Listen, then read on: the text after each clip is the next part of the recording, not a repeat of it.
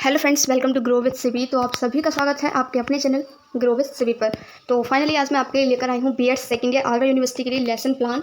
और देखिए, मैंने आपको इससे पहले जो वीडियो प्रोवाइड की थी उसमें मैंने आपको सब कुछ बता दिया था कि आपका जो प्रैक्टिकल है वो कितने मार्क्स का होता है, ये फाइल जो आप बना रहे हो, ठीक है, माइक्रो टीचिंग मैक्रो टीचिंग जो भी होती है आपकी, ठीक है, वो सब कितने मार्क्स की होती हैं। आपके जो एक क्वेश्चन है, क्वेश्चन पेपर जो आपके एग्जाम हुए थे उसमें एक क्वेश्चन आपके कितने नंबर का है, सब कुछ मैंने प्रीवियस वीडियो में जो है डिस्कस किया हुआ है।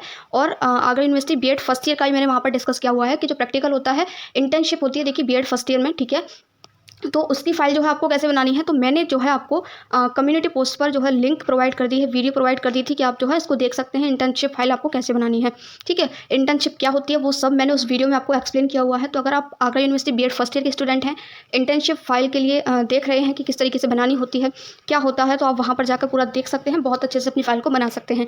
आज की वीडियो में देखने वाले हैं लेसन प्लान, ठीक है, BEd second year micro teaching के लिए है। ये किसके लिए? मैक्रो टीचिंग के लिए है, ठीक है। देखिए, माइक्रो और मैक्रो में डिफरेंस क्या होता है वो हम किसी अदर वीडियो में डिस्कस करेंगे, क्योंकि उस चीज़ को अगर मैं यहाँ डिस्कस करने लग जाऊँगी ना तो ये वीडियो बहुत ज़्यादा लॉन्ग हो जाएगी। क्योंकि आज की वीडियो में आपको बताने वाली हूँ लेसन प्लान, और वो लेसन प्लान हम देखेंगे किस सब्जेक्ट का। देखिए, हर सब्जेक्ट का अलग अलग होता है। कॉमर्स का अलग होता है, देखिए फॉर्मेट सेम होता है, बस आपके टॉपिक चेंज हो जाएंगे, है ना। देखिए, कॉमर्स सब्जेक्ट के लिए आपके टॉपिक्स अलग होंगे ऑब्वियसली। साइंस का सिलेबस अलग होता है, तो साइंस का आपका जो लेसन प्लान होगा वो अलग होगा। लेसन प्लान होता क्या है एक्चुअली में, जो आप स्टूडेंट को पढ़ाते हो, बच्चों को जो पढ़ाते हो, ठीक है, उसमें उसको जो है आप जो भी वहाँ पर जाकर पढ़ाते हो वो सब आपको प्रिपेयर करके पहले से ले जाना होता है कि हम ये चीज़ पढ़ाएंगे आज क्लास में, इस तरीके से पढ़ाएंगे। वो सब होता है आपका लेसन प्लान, उसी को हम कहते हैं अपने प्लान को पहले से तैयार करना, ठीक है। तो चलिए आज सबसे पहले देखिए, मैं आपको एक बिगनर लेकर चल रही हूँ, आपको कुछ नहीं पता है, तो आपको देखिए कि फाइल इस टाइप की आपको मिल जाएगी, लेसन प्लान, ठीक है, लेसन प्लान फाइल के नाम से मिल जाएगी आपको। और इसकी जो प्राइस है वो 70 रुपीज़ है, आप जाकर देख लेना, ठीक है। और देखिए ये आपको किस तरीके की लेनी है, इसके दोनों साइड आपके जो दोनों पेज होंगे वो आपके दोनों साइड लाइनिंग होनी चाहिए, ब्लैंक पेज नहीं चाहिए, ठीक है। और ये काफ़ी अच्छी खासी है फाइल, काफ़ी 70 रुपये की है, काफ़ी सही है, मतलब आप बीच की ले सकते हो, ना ज़्यादा मोटी ना ज़्यादा पतली, ठीक है। इसके बाद देखिए इंडेक्स में आपको क्या लिखना होता है, जो भी आप लेसन प्लान बनाते हो वो आप लिख सकते हो यहाँ पर, ठीक है। इंडेक्स में जो भी आपने बनाए हुए हैं वो आप लिख सकते हो। तो आज की जो वीडियो है उसमें हम फर्स्ट लेसन प्लान आज हम देखने वाले हैं, और पार्ट योजना 1, ठीक है। आप जो है इससे आप अपनी हेल्प ले सकते हैं कि किस तरीके से आपको लेसन प्लान बनाना है। और यहाँ पर हम डिस्कस करने वाले हैं कॉमर्स सब्जेक्ट का। देखिए, प्रकरण, यानी प्रकरण का मतलब होता है देखिए टॉपिक, यानी आपका टॉपिक क्या है, आज आप कौन सा टॉपिक पढ़ाएंगे, है ना। तो वो आप कॉमर्स में टॉपिक पढ़ाएंगे व्यापारिक बैंक। देखिए, कोई भी सब्जेक्ट होता है उसमें बहुत सारे टॉपिक होते हैं, चाहे आप साइंस ले लो या मैथ्स ले लो, हिंदी ले लो, जो भी सब्जेक्ट है आपके पास, जो भी सब्जेक्ट था आपके पास पेडागोजी सब्जेक्ट, उसी सब्जेक्ट की आपको फाइल बनानी होती है, ठीक है।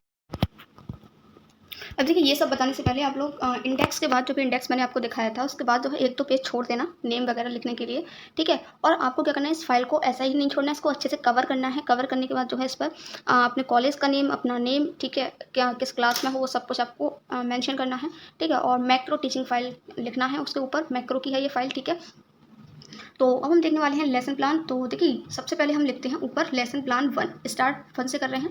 तो पहला है प्लान हमारा, तो प्लान 1 लिखेंगे। फिर हम लिखते हैं डेट, लेफ्ट साइड में लिखते हैं डेट, ठीक है। और लेफ्ट साइड में डेट के जस्ट देखिए फॉर्मेट यही रहने वाला है, याद रखना।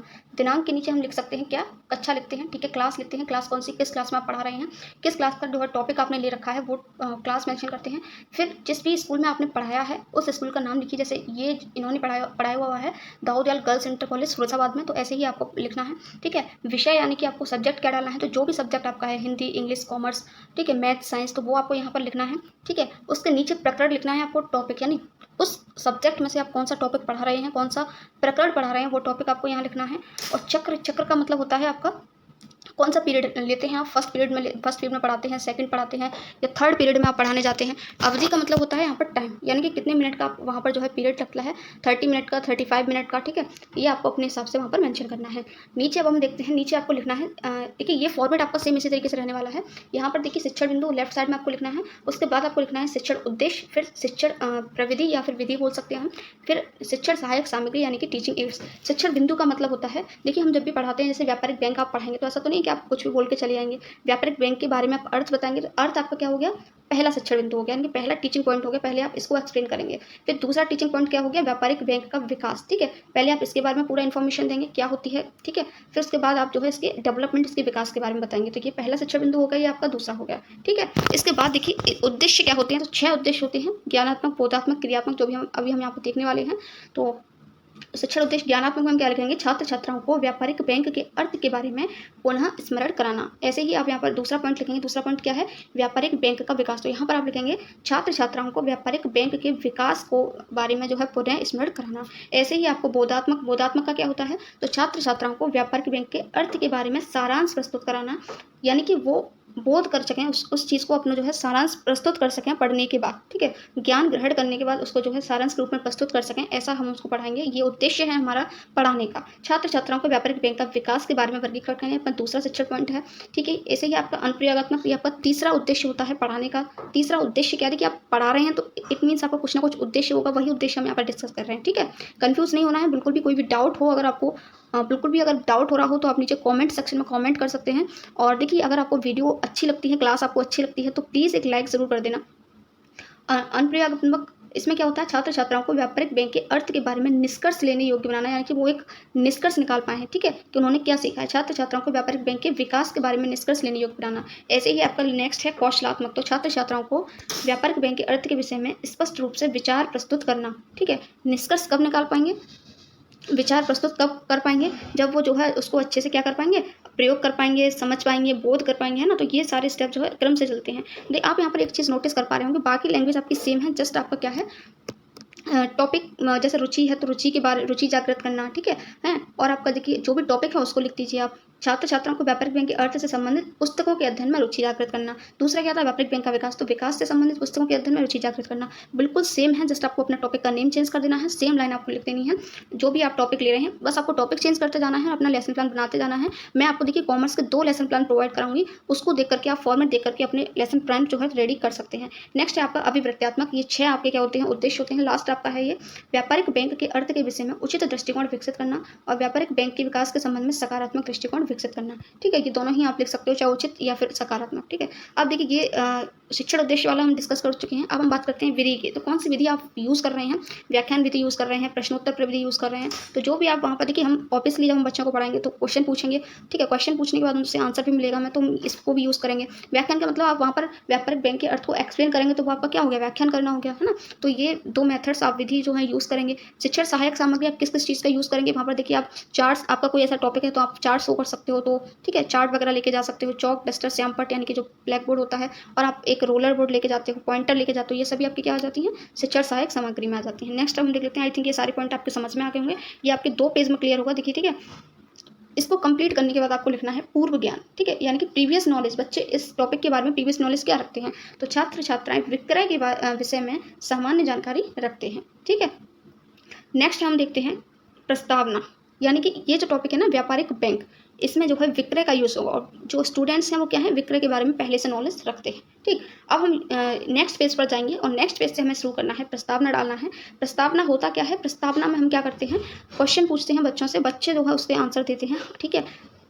एक क्वेश्चन हमें ऐसा पूछना होता है जिस पर जाकर के बच्चे अटक जाते हैं, और वो क्वेश्चन हमारा क्या होता है, जैसे ये टॉपिक है हमारा व्यापारिक बैंक, तो व्यापारिक बैंक का क्या अर्थ होता है, यही क्वेश्चन लास्ट में निकल के आएगा, और इसी क्वेश्चन का आंसर जो है बच्चे नहीं दे पाएंगे। फिर आप कहेंगे कि यही टॉपिक आज हम क्या करने वाले हैं, आपको समझाने वाले हैं या फिर पढ़ाने वाले हैं, ठीक है। तो यहाँ पर आपको एक कॉलम बनाना है छात्राध्यापिका क्रिया का, दूसरा बनाना है छात्र क्रिया, यानी कि ये छात्राध्यापिका क्रिया, यानी कि ये आपको बोलना है क्वेश्चंस, और ये स्टूडेंट आपको रेस्पॉन्स करेंगे, वो है, ठीक है। तो देखिए आपको क्या करना है, सबसे पहले इसके लिए फर्स्ट देखिए ये जो क्वेश्चन है आपके जिगजैग वे में होने चाहिए। जिगजैग वे क्या होता है, तो देखिए अभी आपके समझ में आ जाएगा। क्वेश्चन नंबर 1 क्या है, मेरे हाथ में प्रदर्शित वस्तु क्या है, ये आप अपने स्टूडेंट से पूछेंगे गेहूं को दिखाते हुए, ठीक है। अब बच्चे क्या कहेंगे, आपके हाथ में प्रदर्शित वस्तु क्या है, गेहूं है, क्या है, गेहूं है। उसके बाद देखिए यहाँ गेहूं आंसर आया, गेहूं से ही आपको क्या करना है, क्वेश्चन बनाना है, इसको हम कहते हैं जिगजैग वे। तो गेहूं कौन उगाता है, आपने नेक्स्ट क्वेश्चन ये पूछा, तो बच्चे क्या कहेंगे, गेहूं कौन उगाता है, किसान उगाता है, ठीक है। अब यहाँ पर आपको ग्रुप वाइज क्वेश्चन नहीं पूछना है, आपको किसी एक पर्टिकुलर बच्चे से क्वेश्चन पूछना है।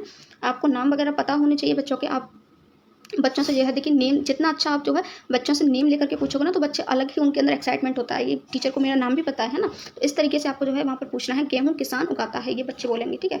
फिर आपका क्वेश्चन नंबर 3 किसान से ही स्टार्ट होगा, किसान खेत में उगाई गई वस्तु को कहाँ बेचता है, इसको हम कहते हैं जिगजैग पे, यानी कि जिस मान लीजिए क्वेश्चन का आंसर क्या आया, गेहूं किसान उगाता है, अब किसान से ही आपको क्वेश्चन बनाना है।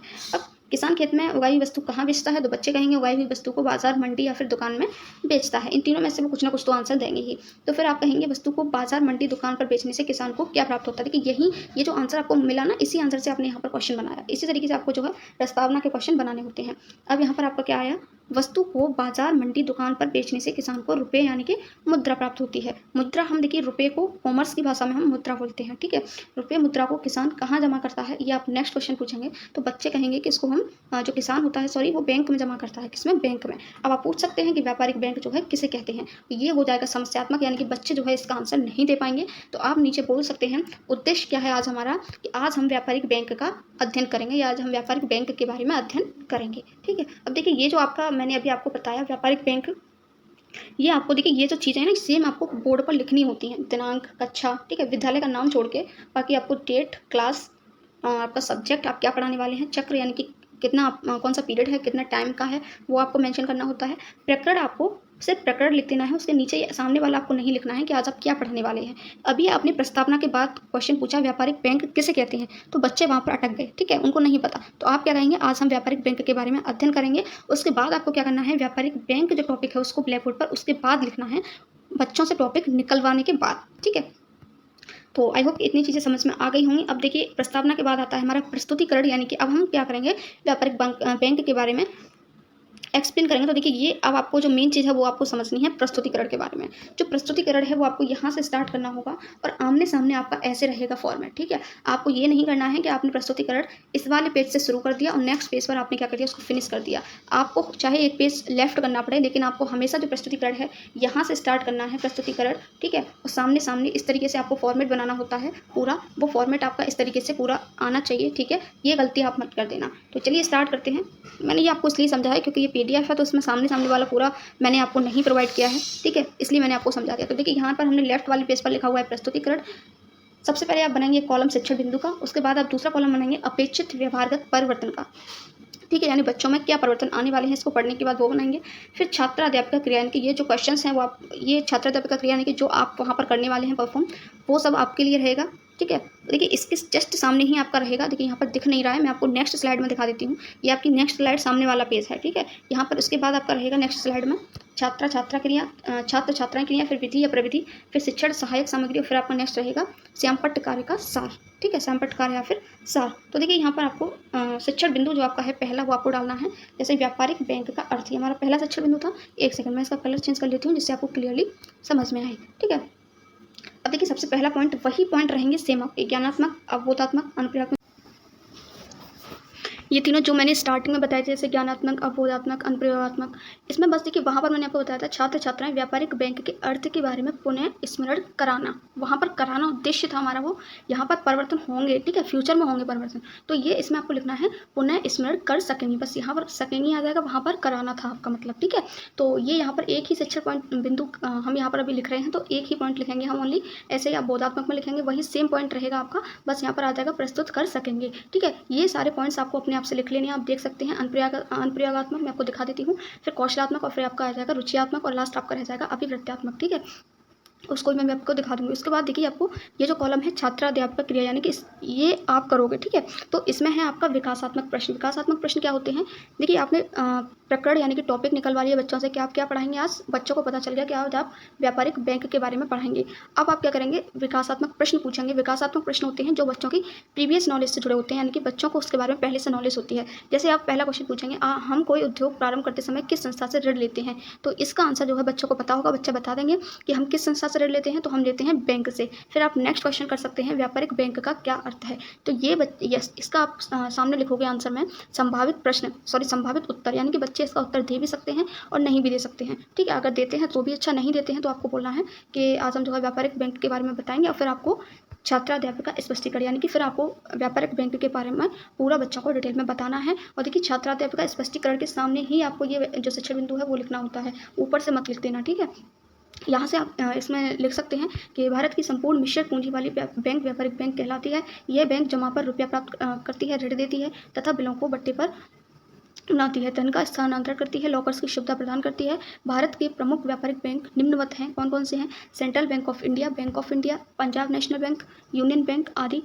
14 जुलाई सन 1969 को इन बैंकों का राष्ट्रीयकरण कर दिया गया। ठीक है, ये आपको कराने के बाद देखिए मैंने आपको बताया था ये छात्र या छात्राएं यानी जो स्टूडेंट होंगे उनकी रेस्पॉन्स होगा, मैं आपको पहले बता दिया। उसके सामने आपको उत्तर लिख देना है, बैंक से ऋण लेते हैं, संभावित उत्तर हो जाएगा। और नेक्स्ट जब आप स्पष्टीकरण दे रहे होंगे उसके सामने आपको लिखना है फाइल में छात्र छात्राएं क्या करेंगे, ध्यानपूर्वक सुनेंगे। ऑब्वियसली जब आप बोल रहे होंगे तो स्टूडेंट्स आपको क्या कर रहे होंगे, सुन रहे होंगे। विधि में आपको क्या लिखना है, तो विधि आपने कौन कौन से यूज़ की वो आप लिख सकते हैं। यहाँ पर देखिए आपने क्वेश्चन आंसर किए तो यहाँ आप लिख सकते हैं प्रश्नोत्तर पर विधि। विधि यहाँ पर आपने जब आपने एक्सप्लेन किया तो कौन सी विधि यूज़ की, व्याख्यान विधि, तो आप यहाँ पर लिख सकते हैं। नेक्स्ट आपने यहाँ पर कौन कौन सी चीज़ें यूज़ की, तो आप चौक या डस्टर जो भी आपने यूज़ किया हो या फिर कुछ चार्ट वगैरह आप बना कर लाए हैं वो शो किया हो वो लगा सकते हैं। ठीक है, वो लिख सकते हैं। नेक्स्ट आप श्यामपट्ट संकेतक यानी कि पॉइंटर का यूज़ कर सकते हैं। ठीक है, नेक्स्ट है आपका यहाँ पर श्यामपट्ट कार्य या सार, यानी कि देखिए प्रश्नोत्तर में तो आपका कुछ होगा ही नहीं यहाँ पर विकासात्मक में, लेकिन जब आप व्याख्यान करेंगे तो आप जो है कुछ इंपॉर्टेंट जो पॉइंट्स होते हैं उनको बोलते हैं हम श्यामपट्ट सार। ठीक है, और जो श्यामपट्ट कार्य क्या होता है, जो भी आपने बोला, ठीक है, उसमें से आप जो है उसको लिखवाते भी तो मान लीजिए आप इसमें से कुछ पूरा ना लिखवा के थोड़ा बहुत लिखवा देते हैं तो ये सभी आपका श्यामपट्ट कार्य में आ जाएगा। नेक्स्ट अब हम बात करते हैं, देखिए अभिवृत्त्यात्मक लास्ट रह गया था तो इसको आप लिख लेना अपनी फाइल में। नेक्स्ट अब आपको स्पष्टीकरण देने के बाद क्या करना है, बोधात्मक प्रश्न पूछने हैं, यानी कि आपने जो भी समझाया बच्चों को, जो भी पढ़ाया उसमें से बच्चे जो है कितना आउटपुट दे पाएंगे, कितना समझ पाए हैं बच्चे, उसको वो चीज़ आपको कैसे पता चलेगी, क्वेश्चन करके। तो आप पहला क्वेश्चन लिखेंगे व्यापारिक बैंक किसे कहते हैं, ये आप बता चुके हैं। ठीक है, उसके बाद दूसरा व्यापारिक बैंक के कोई 2 उदाहरण दीजिए, आपने बहुत सारे एग्जाम्पल बताए थे उसमें से बच्चे कोई 2 उदाहरण बता देंगे। तीसरा बैंकों का राष्ट्रीयकरण कब किया गया, तो ये भी आपने बताया था 1969 14 जुलाई। ठीक है, तो ये तीनों ही क्वेश्चन के आंसर जो है बच्चों को देने हैं, स्टूडेंट देंगे। ठीक है, और वो आपको जो आंसर देंगे वो आपको कहाँ लिखने हैं, छात्र छात्रा क्रिया में लिखनी है। नेक्स्ट अब आप देख सकते हैं, ये पहले मैं आपको दूसरी ये वाली स्लाइड दिखा देती हूँ। तो भारत की संपूर्ण मिश्रित पूंजी वाले बैंक व्यापारिक बैंक कहलाते हैं, बच्चे आंसर दे देंगे। दूसरा 2 बैंकों को उदाहरण पूछे थे तो ये दोनों हो जाएंगे। तीसरा क्वेश्चन जो पूछा था उसका आंसर बच्चों ने ये दे दिया कि 14 जुलाई को राष्ट्रीयकरण किया गया। ठीक है, इसमें आपने कौन सी विधि यूज़ की, तो आपने की इसमें प्रश्नोत्तर, ऑब्वियसली क्वेश्चन आंसर हो रहे हैं।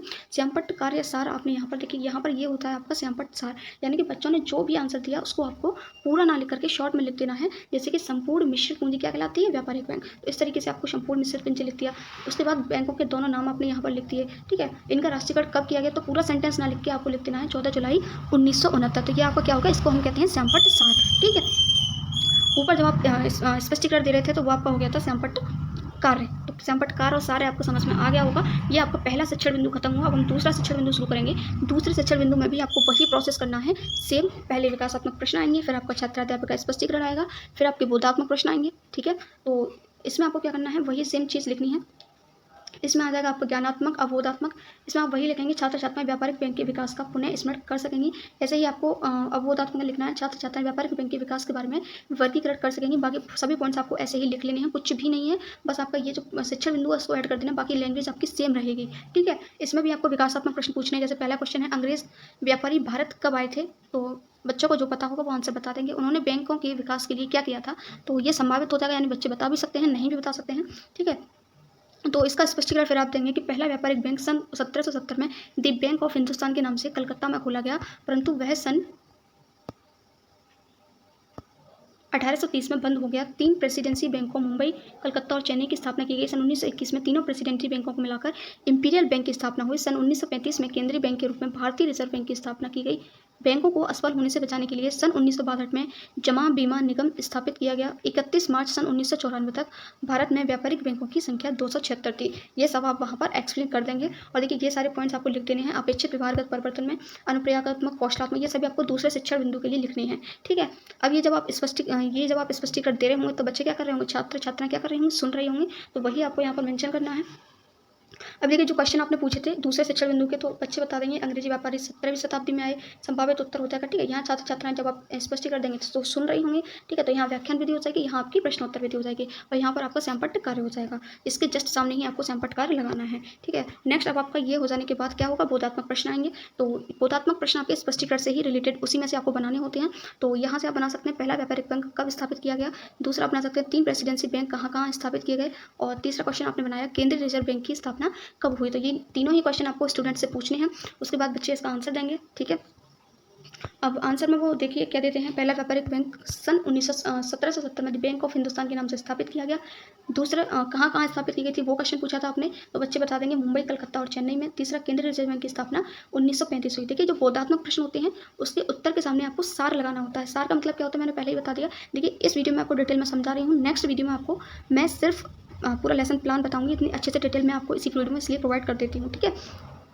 तो देखिए यहाँ पर आप लिख सकते हैं 1935 श्यामपट्ट सार के रूप में 1935, ठीक है। यहाँ पर आप ये तीनों सिटीज़ का नाम लिख सकते हैं, मुंबई, कलकत्ता और चेन्नई। और यहाँ पर आप लिख सकते हैं 1770 में द बैंक ऑफ हिंदुस्तान के नाम से, ठीक है। तो ये सभी आपका हो गया, प्रश्नोत्तर विधि हो गई। ये सब हो जाने के बाद आपके जो है 2 शिक्षण बिंदु पूरी तरह से क्या हो गए, कंप्लीट हो गए। अब बारी आती है इवैल्यूएशन की, यानी कि मूल्यांकन प्रश्न। पूरा सब कुछ पढ़ाने के बाद 2 शिक्षण बिंदु कंप्लीट करने के बाद आपको बच्चों से कुछ क्वेश्चन पूछते हैं। उसका भी देखिए आप एक फॉर्मेट रखेंगे तो ज़्यादा बेटर रहेगा। जैसे आप यहाँ पर देख रहे हैं क्रम संख्या, सीरियल नंबर, छात्राध्यापक क्रिया, छात्र या छात्रा क्रिया, छात्राध्यापक यानी टीचर्स का रेस्पॉन्स, टीचर्स पूछेंगे, ठीक है। और ये यहाँ पर स्टूडेंट क्या करेंगे, रेस्पॉन्स देंगे। अब यहाँ पर देखिए सबसे पहले इन्होंने लिए अति लघु उत्तर यानी कि वेरी शॉर्ट क्वेश्चन। जैसे पहला क्वेश्चन आपने पूछा, भारत का प्रथम व्यापारिक बैंक कौन सा था। अब ये चीज़ आपको किस पर लिख कर ले जानी होती है, जब आप टीचिंग करते हैं तो रोलर बोर्ड पर लिखना होता है ये आपको, ठीक है। आपने टीचिंग की होगी, आपको पता होगा। तो यहाँ पर आप इसके सामने लिख सकते हैं ये जो आंसर है ये कौन बताएगा, ये आपके स्टूडेंट्स बताएंगे। भारत का प्रथम व्यापारिक bank the bank of Hindustan था, ठीक है। जो रोलर बोर्ड होता है उस पर आपको सिर्फ क्रम संख्या और क्वेश्चन लिखने होते हैं, बाकी जो आंसर्स होते हैं वो आपके स्टूडेंट्स को देने होते हैं। केंद्रीय रिजर्व बैंक की स्थापना कब हुई, आप दूसरा क्वेश्चन पूछेंगे तो बच्चे बता देंगे 1935 में। इसी तरीके से आप दूसरा फॉर्मेट रख सकते हैं ट्रू एंड फॉल्स का। व्यापारिक बैंक के द्वारा लॉकर्स की सुविधा प्रदान की जाती है। ये देखिए ये जो इवैल्यूएशन मूल्यांकन के जो प्रश्न हैं वो आपके दोनों शिक्षण बिंदु यानी कि अभी तक जो भी आपने पढ़ाया उस सब वैसे बनाए जाते हैं, ठीक है। यहाँ पर सत्या बना सकते हैं, जो भी होगा बच्चे जो है आप इस तरीके से बच्चों से टिक करवा सकते हैं कि आप आकर टिक करिए कि कौन सा सही है गलत है, ठीक है। इस तरीके से आप दूसरा क्वेश्चन पूछ सकते हैं 31 मार्च से 1994 तक भारत में व्यापारिक बैंक की संख्या 230 थी। तो ये सही है या गलत है बच्चे बता देंगे आपको। नेक्स्ट क्वेश्चन है, आप बना सकते हैं दूसरा फॉर्मेट। तीसरा फॉर्मेट है यहाँ पर रिक्त स्थानों की पूर्ति कीजिए। आप इस तरीके से फिल इन द ब्लैंक्स भी बना सकते हैं कि कब किया गया और इसका आंसर बता सकते हैं, ठीक है। इसी तरीके से नेक्स्ट आपका है 3 प्रेसिडेंसी बैंक की स्थापना की गई, कौन कौन सी की गई, तो बच्चे बता देंगे मुंबई, कलकत्ता और चेन्नई, ठीक है। उसके बाद ये सब होने के बाद आपको क्या करना है, बच्चों को होमवर्क देना होता है। तो नीचे आप लिख सकते हैं गृह कार्य। तो गृह कार्य में आप क्या दे देते हैं, व्यापारिक बैंक का आशय लिखिए, यानी कि व्यापारिक बैंक के बारे में आपको पढ़कर बच्चे लिख कर लाएंगे कि व्यापारिक बैंक क्या होती है, ठीक है। तो ये था आपका कॉमर्स का lesson plan. I hope students आपको समझ में आया होगा। देखिए आज वीडियो थोड़ी सी लॉन्ग हुई क्योंकि मैंने आपको पूरा समझाया भी है डिटेल से कि क्या किस तरीके से होता है। नेक्स्ट वीडियो इतनी लॉन्ग नहीं होगी क्योंकि हम उसमें इतने अच्छे से मैं आपको सारा बताऊंगी, लेकिन ये सारी चीज़ें आपको जो आज इंक्लूड हुई हैं वो सारी चीज़ें इंक्लूड नहीं की जाएंगी, ठीक है। बाकी आपको पूरा लेसन प्लान प्रोवाइड किया जाएगा। Thank you so much for watching this video. मिलते हैं न्यू वीडियो में न्यू टॉपिक के साथ। वीडियो अच्छी लगी तो लाइक करना और चैनल को ज़्यादा से ज़्यादा सब्सक्राइब करना और अपने फ्रेंड्स के साथ जो है शेयर जरूर करना। Thank you so much.